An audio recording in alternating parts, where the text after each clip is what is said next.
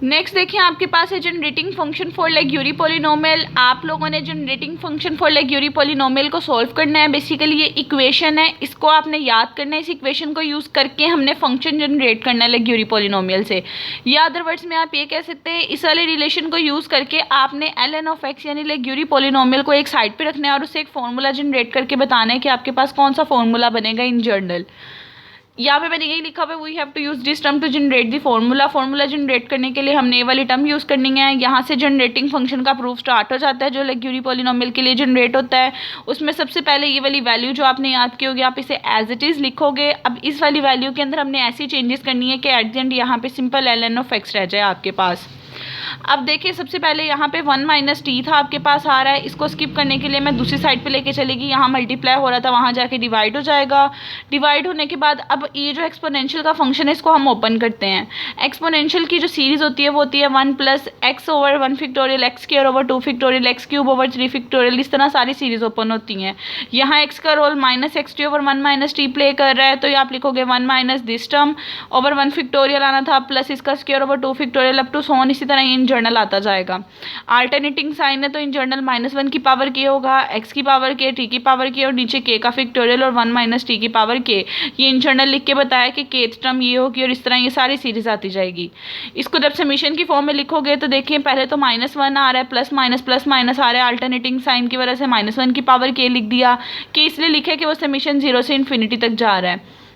x की value change हो रही थी, x की पावर k लिख दिया। t की वैल्यू चेंज हो रही थी, t की पावर k, और नीचे फैक्टोरियल्स बन रहे थे, फैक्टोरियल और 1 - t की पावर लिख दिया। करने के बाद अब नेक्स्ट स्टेप में देखिए आपने क्या किया, यहाँ पे भी 1 - t इन्वॉल्व हो रहा था, यहाँ पे भी हो रहा था, दोनों की बेस सेम है तो पावर ऐड हो जाएगी। इसकी पावर ऐड करके आप इसके साथ इसकी पावर k+1 लिख दोगे। अब ये वाला काम करने के बाद नेक्स्ट देखिए आपने ये वाला फॉर्मूला लिखा। अब पहले 1 - t नीचे इन्वॉल्व हो रहा था, उसकी पावर k+1 थी, आप उसको ऊपर लेके आ गए ताकि उसकी पावर को आप एक्सपेंड कर सको। नीचे उसकी पावर प्लस साइन के साथ थी, ऊपर आके माइनस साइन के साथ होगी। बेसिकली इन जनरल फॉर्मूला इससे नहीं बन सकता, इसको सॉल्व करके कुछ ऐसी फॉर्म बनानी पड़ेगी कि आपके पास एक स्पेसिफिक वैल्यू आ जाए। उसके लिए इसे ओपन करना पड़ेगा, फिर कैंसिलेशन करनी पड़ेगी, सेम बनाना पड़ेगा, गामा फंक्शन या हाइपरजोमेट्रिक, कॉन्फ्लुएंट हाइपरजोमेट्रिक, उस फॉर्म में लाने की ज़रूरत है आपको। आपने फिलहाल ये कॉन्स्टेंट्स एक साइड पे लिख दिए, इस पे बायनोमियल थ्योरम लगाया। बायनोमियल थ्योरम लगा के आप इसे ओपन कर लोगे।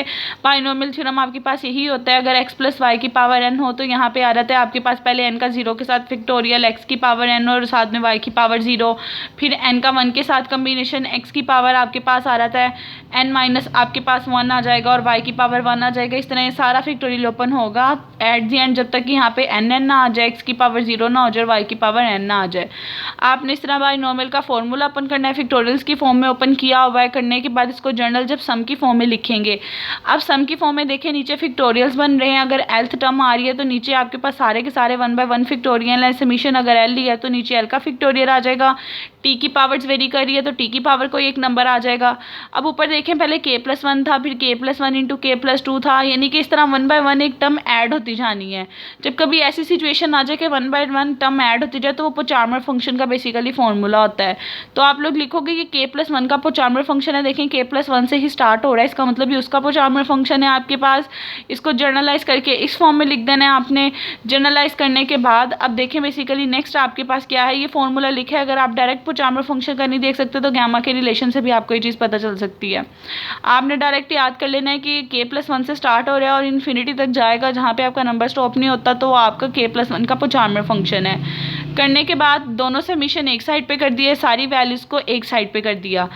अब आप गौर करें तो आप देखें यहाँ पे k फैक्टोरियल है, यहाँ पे l का फैक्टोरियल था, यहाँ k+1 का पोचार्मर फंक्शन था। ये सारी की सारी टर्म्स आपके पास आ रही हैं। अब यहाँ पे t की पावर आपके पास n आ रहा है, यहाँ पे t की पावर k+l आ रहा है। हमें इसे 1/1 स्किप करके एक स्मॉल फॉर्म में कन्वर्ट करना है। उसके लिए पहले हमें बोथ साइड पे सेम पावर्स बनानी पड़ेगी, उसी से उसके अंदर कन्वर्जन हो सकती है। आप क्या करोगे कि l को आप लोग लेट कर लो, l आपके पास कोई एक नंबर n - k है। आप एल की जगह पे इस वाली राइट हैंड साइड पे जहाँ जहाँ एल आ रहा है उसकी वैल्यू सब्सटीट्यूट कर दो। जब आप एल की जगह पे ये वाला एल, ये वाला एल, ये वाला एल उसकी वैल्यू सब्सटीट्यूट करोगे, के कैसे कैंसिल हो गए, यहाँ पे भी टी की पावर एन बन जाएगा, यहाँ पे भी टी की पावर एन बन जाएगा। फिर आप कहोगे कि हमने टी की पावर एन वाले कोफिशिएंट कंपेयर किए हैं, जब उसके कोफिशिएंट कंपेयर होंगे यहाँ पे ये वाली चीज़ सिंपल रह जाएगी, एक समीशन खत्म हो जाएगा, टी की पावर एन खत्म हो जाएगी और बाकी एक समीशन और बाकी सारी की सारी टर्म आपके पास यहाँ पे रह जाएगी। जब एल की जगह सब्सटीट्यूशन ही कर दिया तो ये बेसिकली ये चीज़ उसके साथ स्किप हो जाएगी। करने के बाद लेफ्ट हैंड साइड देखें थोड़ी सिंप्लीफाई होकर इस फॉर्म में आ गई है, राइट हैंड साइड इस फॉर्म में आ गई है। अब राइट हैंड साइड में बेसिकली के फैक्टोरियल तो सिंपल टर्म है और एक्स की पावर के भी सिंपल है। ये तीन चीज़ें हैं जो थोड़ी कॉम्प्लिकेटेड आ रही हैं, इसकी हमने नेक्स्ट इसको फर्दर सॉल्व करके इसकी वैल्यू निकालनी है ताकि वो सिंपल फॉर्म में कन्वर्ट हो जाए। सबसे पहले तो देखें k+1 का आपके पास पोचार्मर फंक्शन आ रहा है n - k के साथ, आप इस पर फॉर्मूला लगाएं। अल्फा का पोचार्मर फंक्शन का फॉर्मूला होता है alpha plus n over gamma alpha का पोचार्मर फंक्शन, यानी इस चीज़ में पहले इसकी पावर के साथ ऐड करके गैमा फंक्शन और नीचे उसका सिंगल आता है।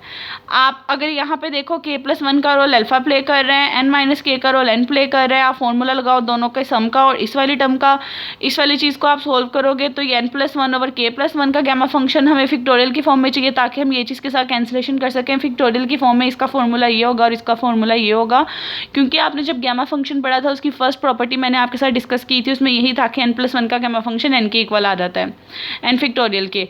इस टर्म की वैल्यू भी निकल गई। अब हमें -1 की power k over n - k factorial की वैल्यू चाहिए थी, उसके लिए हम क्या करेंगे, मल्टीप्लाई और डिवाइड कर देंगे n × n - 1 अप टू सोन n - k+1 से। इससे मल्टीप्लाई डिवाइड क्यों किया, क्योंकि देखें नीचे n - k का फैक्टोरियल आ रहा था, मैंने n से लेके उससे पीछे वाली वैल्यू तक सारा मल्टीप्लाई डिवाइड कर दिया ताकि मैं इस पूरी की पूरी टर्म को n फैक्टोरियल में कन्वर्ट कर सकूं। जिस तरह देखिए अगर 3 है, 2 है, 1 है, 3 के साथ उसकी पिछली टर्म्स को मल्टीप्लाई और डिवाइड कर दें तो वो बेसिकली 3 फैक्टोरियल में कन्वर्ट हो जाती है। इसी तरह n ये आपके पास n - k से पीछे वाली n तक की सारी टर्म्स को मल्टीप्लाई डिवाइड किया, नीचे वाली टर्म n फैक्टोरियल में कन्वर्ट हो गई।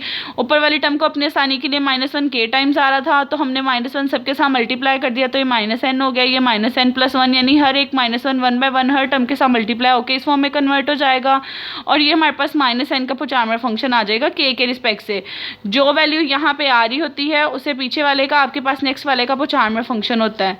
अब आपके पास इसकी वैल्यू भी आ गई, सेकंड टर्म की वैल्यू भी आ गई है, आप उसकी वैल्यू भी सब्सटीट्यूट करोगे। समीशन था -1 ओवर दिस वाली टर्म की वैल्यू ये आ गई, उसकी वैल्यू सब्सटीट्यूट की, इसकी वैल्यू सब्सटीट्यूट की और जो एक्स्ट्रा टर्म थी वो लिखी। आफ्टर द कैंसिलेशन ये आपके पास एक प्रॉपर फॉर्म में फॉर्मूला बन जाएगा, ये वाली चीज़ आप कहोगे ये आपके पास जनरेटिंग फंक्शन है लेग्यूरी फंक्शन का।